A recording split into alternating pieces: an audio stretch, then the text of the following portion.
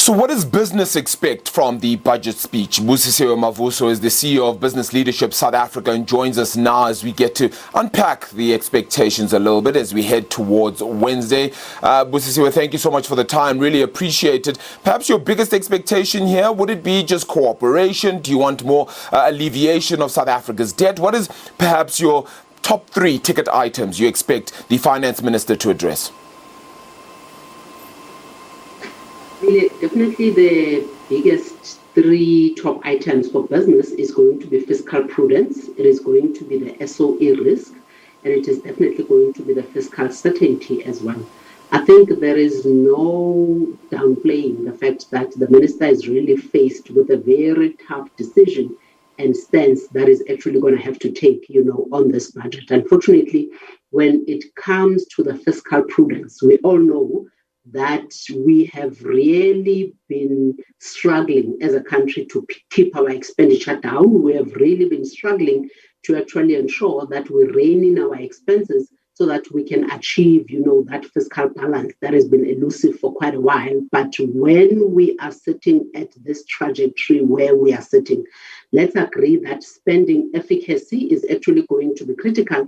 And unfortunately, this is going to be tough for the minister because we don't see a broader alignment of the budget, broadly from a government perspective. But also, there isn't really much political space, Arabile, for the Minister in National Treasury to undertake zero-based budgeting. Because when you're talking about efficacy, you therefore cannot continue to compound the problem by using your baseline, as, those costs that the government has actually been continuously running, where you and I know that there are a lot of inefficiencies in those costs. So zero-based budgeting would have been key. I think that would have been the number 1 in terms of what business would like to see, because we know that it would have allowed us to actually weed out, all of those inefficiencies and actually come up with a budget that is much more pointed and much more focused. Sure. Busisiwe, do you not think that perhaps, very few people would need to be happy with the budget at the end of it in order for it to have actually been in alignment with what the country perhaps needs? Some hard medicine needs to be taken in here. And a lot of people, politically or otherwise, will certainly not be happy if those hard decisions are put in place. Things like reforms that you've spoken about that we certainly need, the alignment of that budget with the future needs of this country. Some people perhaps need to take us a hard pull on this one, don't they? They are going to have to. The minister is also going to have to try and grapple with how does it deal with the high expectations that are there, When all is said and done, Arabile, let's agree that irrespective of how dire our economic situation is, but we cannot continue to be a welfare state. Never mind not continuing being a welfare state. We cannot afford to be a welfare state. Our pockets are just not deep enough as a country. Unfortunately, from a fiscal trajectory point of view, the crisis that we find ourselves in has been a long way coming, and it's clearly, upon us now. So there is therefore that expectation that the minister is going to have to actually give more, to the poor. And unfortunately, we don't have, that much deep enough pockets to can do that. So the only sustainable way to grow our economy, Arabile, is how do we actually fast track some of the interventions and the program of Operation Vulindlela as far as the economic reforms are concerned. Because let's agree that the implementation of structural reform, which is therefore going to allow us as a country to be an attractive investment destination is what is required during this time.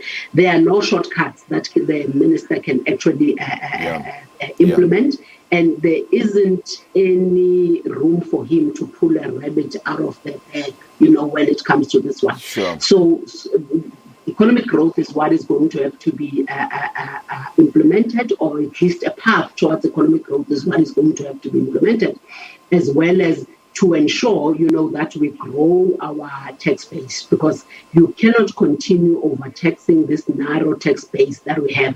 And when it comes to company profits as well, or company revenues and taxes, you cannot actually continue to overtax the lower profits that businesses are experiencing during this time. Sure. Because there is no way that you go. But in a case like this, then, Busisiwe, if you don't mind me Yeah, apologies for that. But if in a case like this where unfortunately, COVID has done away with a whole host of South Africa's revenue options at this stage. We have a mountain of debt which will continue to climb. Where else then do you try to reform? You've already spoken about spending, and it's very difficult to see where exactly he's going to toe the line on that one. But one thing that comes to the fore is that he probably will have to raise taxes again, which, again, from the tax base we have, is going to amount to very little. And that doesn't inspire confidence then as well in business. Where to from here? So I guess, there isn't a silver bullet, Arabile. I think there's going to have to be a holistic approach to look at where in the income statement of government, do we actually trim, and where do we actually ensure that we find efficiencies. So the public sector wage bill is going to have to be kept at 0%. I hope government is not going to try and appease the union constituency, by wanting to give even a CPI increase. Arabile, at this point, we can't afford as a country. So the public sector wage bill is going to be key, and we're definitely going to have to, and as I'm saying, there are no shortcuts, the sooner we can start implementing the structural reforms, the sooner we can actually turn our situation around as a country.